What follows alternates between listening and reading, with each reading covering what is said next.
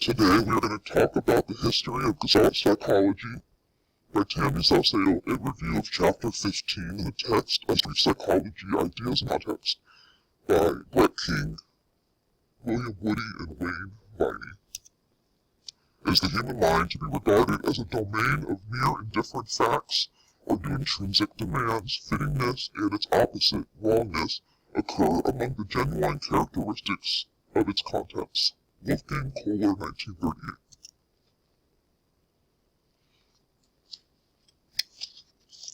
The end of the 19th century was marked by the growing crisis in psychological science. According to King, Viney, and Woody, at that time the main method of studying consciousness was introspection. Introspection was developed by Wilhelm Wundt. Introspection was a research technique where researchers would try to objectively analyze a person's thoughts. The problem with this is that a person's thoughts are subjective. It is nearly impossible to make a person's thoughts objective. The other problem with introspection is that thoughts cannot be observed firsthand. According to Jordy, to the present day in many European cities, there are psychological institutions modeled on the Wilhelm Wundt's laboratory. His approach to the study of psychological phenomena was called structuralism, as Wundt considered the main task of psychology to study the structure of consciousness. Structuralism and functionalism played an important role at this stage of psychology development. As any scientific point of view is a systemic approach to relevant scientific disciplines, both of these areas were seen as competing psychological schools. However, by 1920, both were later supplanted by three schools: behaviorism, Gestalt Psychology, and psychoanalysis. If behaviorism was popular in America, Gestalt Psychology and psychoanalysis originated and spread in Europe. In one of these studies on Gestalt Psychology, it is said there is little work of broad scope that has not been affected by Gestalt Psychology, and almost no problem in experimental psychology that has not been brought within the range of that point of view. Moreover, this thought is emphasized by the fact that while Gestalt had no exact English counterpart, despite the usage of the equivalents like form and shape, this concept is so firmly entrenched into today's psychological science that it has become part of the English language. Gestalt psychology owes its appearance to German psychologists Max Wertheimer, Kurt Koffka, and Wolfgang Kohler. Max Wertheimer was born in 1880 in Prague. He initially studied law at Charles University in Prague. Although he appreciated the ethics and values of law, it did not keep his interest for long. Later he changed his focus of study to philosophy. He studied in Prague, then in Berlin, where he worked with some of the greatest philosophical minds. Some of these philosophical minds were Karl Stumpf, George Elias Müller, and Erich von Hornbostel, all of which had influences on Gestalt psychology. After Berlin, Max earned his PhD in Wurzburg in 1904. He started his career at a university that would eventually become the University of Frankfurt. Then he began to work at the Berlin Psychological Institute from 1960 to 1929. He became a full professor in 1929 and returned to Frankfurt. In 1933, he and his family fled to the U.S. during Nazi control. He spent 10 years working at the New School for Social Research in New York. His years in New York were not in vain. His work on humanistic issues flourished. He wrote many papers on ethics, democracy, and the meaning of truth. Wolfgang Kohler was born in Estonia in 1887. He completed his PhD in 1909 under Karl Stumpf at the University of Berlin. He then began working as a psychology laboratory assistant at the university that would later become the University of Frankfurt. In 1930, he began working at the Anthropoid Research Station on the Canary Islands. The Mentality of the Apes is a classic Gestalt psychology book that was written by Wolfgang Kohler and was based on his research on the Canary Islands. He became the director at the Psychological Institute at the University of Berlin in 1922. It is here that he began working with Max Wertheimer. Once again in 1933, Nazi control made things unbearable in Germany. All Jewish professors and those that did not support Hitler's regime were fired. Supporters for Hitler controlled scientific research, and research funding was restricted. Wolfgang Kohler was vocal about his discontent with Nazi control. When it was mandated that classes began with the Nazi salute, Wolfgang Kohler mocked the salute and led a passionate lecture on the importance of academic freedom. Although he knew the repercussions of rebelling against the Nazi regime, he wrote a letter advocating for the return of Jewish professors. In 1929, he published Gestalt Psychology, a Gestalt classic. He fled to the U.S. in 1935 when it was just too dangerous to remain in Germany. Kurt Kafka was born in Berlin, Germany in 1886. He started off studying philosophy at the University of Berlin, but eventually changed his interest to psychology. He received his PhD in 1909. In 1910, he was finally introduced to Gestalt Psychology while working in Frankfurt with Wolfgang Kohler and Max Wertheimer. Kafka wrote Growth of the Mind in 1924, which talked about the principles of Gestalt Psychology and how it affected developmental psychology. He wrote Principles of Gestalt Psychology in 1935 that was a comprehensive account of Gestalt Psychology. He was the first person to write about Gestalt Psychology in English when he wrote Perception, an introduction to the Gestalt theory in 1922.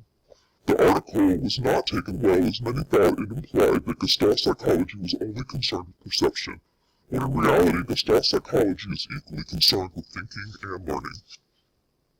Max Wertheimer, Kurt Kafka, and Wolfgang Kohler had put forward a program of studying the mind in terms of the integrity of the holistic structures, the Gestalts. Opposing dominated psychology principle of dismemberment of consciousness on the elements and building complex mental phenomena from them, they proposed the idea of the integrity of the image and the irreducibility of its properties to the sum of the properties of elements. According to these theorists, the items that make up our environment are perceived by our senses, not as separate entities, but as well-organized forms. Perception cannot be reduced to the sum of sensations, and the properties of the figure are not described in terms of properties of the parts. Strictly, Gestalt is a functional structure, ordering the diversity of individual phenomena. Many great minds had an influence on Gestalt psychology. Immanuel Kant was an important figure in rationalism and empiricism. Empiricism is when you gain knowledge from experiences. Rationalism is when you gain knowledge through reason. Although in rationalism, the action of the mind, our ability to reason, and intuition all play a role in knowledge, Kant believed experiences were important in learning. He also believed that other factors like causality, time, and space interact with our experiences. Although he was considered a rationalist, he showed a lot of empiricist tendencies as well. Like Gestalt psychology, Kant also believed that experience is the basis of knowledge, but there is much more to it than that. Wolfgang Kohler was also influenced by Max Planck, who was a theoretical physicist. Not only did both passionately rebel against the Nazi regime, they also voiced concern over strict empiricism. Planck believed that empiricism's concern with measurements would hinder scientific progress, and Kohler agreed. Max Wertheimer was also a longtime friend of Albert Einstein. Albert Einstein did a lot of work in physics. His work on relativity and electrodynamics of moving bodies had an impact on Gestalt psychology. Christian von Ehrenfels, one of the predecessors of Gestalt psychology at the beginning of the last century, emphasized the whole is a kind of reality, which is different from the sum of its parts. Ernst Mach influenced Gestalt psychology with his book, The Analysis of Sensations. Mach believed the world was just a sum of sensations. Gestalt is a visual spatial form of perceived objects whose essential characteristics cannot be understood by the summation of the properties of its parts. One of the clearest examples of this is a melody that is recognized even if it is transposed to other keys. When we hear the melody for the second time, then thanks to memory we learn it. However, if the tone is changed, we still recognize the melody as the same. Now we will talk about the foundation of Gestalt psychology. Max Wertheimer was the brainchild of pi phenomenon. In 1910, Wertheimer was doing experiments on how movement is perceived. An example of pi phenomenon is when you see lights flashing one right after another. Even though in reality the lights are not moving, we have the illusion of movement. In reality, it's our eyes that are moving in order to follow the lights, but instead we see it as the lights moving. Like Christian von Ehrenfels emphasized, the whole is a kind of reality which is different from the sum of its parts. Gestalt psychologists took a slightly different approach. They believe that the whole is actually before the parts. That we don't see the parts, like the individual lights, we only see the whole of the moving lights. Next we'll talk about how we organize our perceptions according to Gestalt psychology. There are 5 principles in Gestalt psychology. Edgar Rubin was a Danish psychologist. He believed that there are 2 parts of perception. Figure is the first part, and it's the part that stands out the most, and ground is the second part, and is where the part fades into the background. This principle is called figure-ground principle. There are optical illusions where the figure-ground parts can be reversed.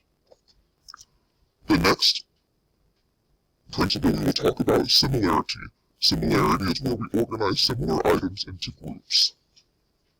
The third principle is proximity. Proximity is our tendency to group together things that are close together. The next principle is closure.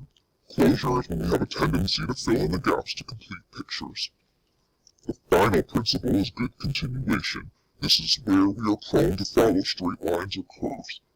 These principles are all important, as is the law of provenance. This law tells us that our minds organize our perceptions as well as it can in its current state.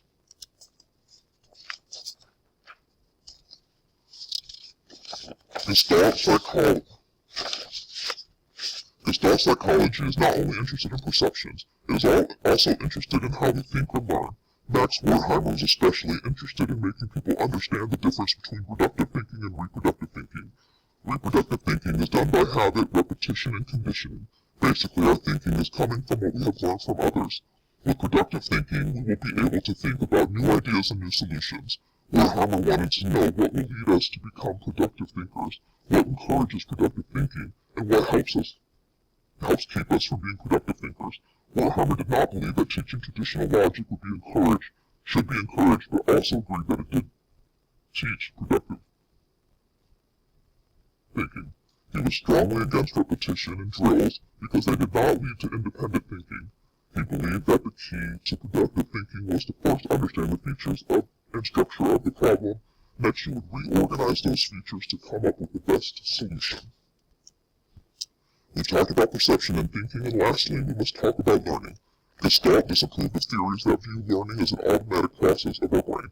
They disapproved of the stimulus-response theory developed by Watson and Pavlov's theories, where learning is caused by automatic responses. Gestalt psychologists prefer to think we learn using rational thinking and reasoning.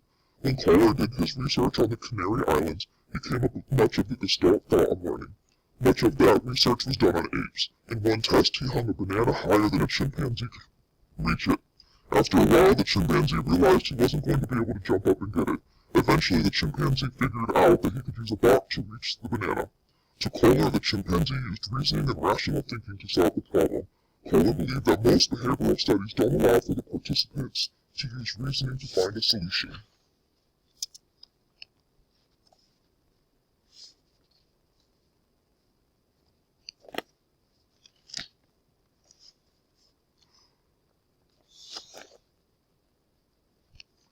Of course, we have to talk about the mind-brain problem according to Gestalt psychology. The answer to the mind-brain problem according to Gestalt psychologists is called isomorphism. Isomorphism is the theory that the function of the brain and our experiences work together to create a reality. Today, the contribution of Gestalt psychology is still needed for the psychology development, and as Hunt claimed, the remarkable surge of interest in neural network model attests to the fact that Gestalt theories are very much alive today and that their place in psychological history is assured. This means that our brain works as a whole. Our neural connections can do nothing if they are separate. They work together to accomplish the amazing things our body can do. According to King, Viney, and Woody, in 1988, Koproff-Fitjof, a theoretical physicist, described the new world view of science in the following ways: that there should be a movement from the part to the whole and from structure to process. He also stated that knowledge should be interconnected and that science should not be objective. Instead, science should be epistemological.